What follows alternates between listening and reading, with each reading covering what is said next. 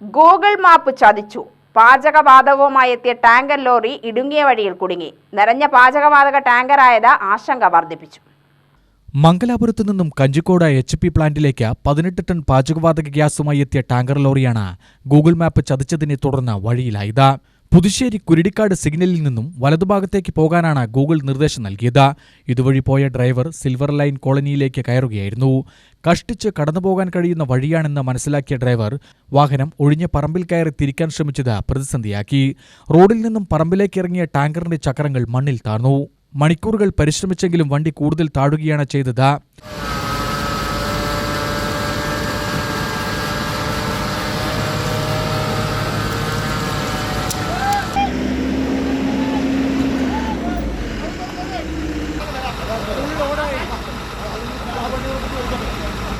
തുടർന്ന് അഗ്നിശമന സേനയെ വിവരമറിയിക്കുകയായിരുന്നു.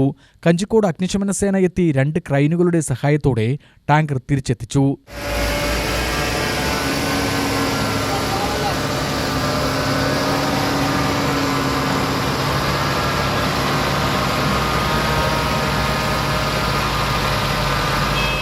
രാത്രി 9:30യോടെയാണ് ടാങ്കർ മാറ്റാൻ കഴിഞ്ഞത്. കഞ്ചിക്കോട് നിന്നും HP ഗ്യാസ് കമ്പനിയുടെ പ്രതിനിധികളും എത്തിയിരുന്നു. UTV news, Palakkad.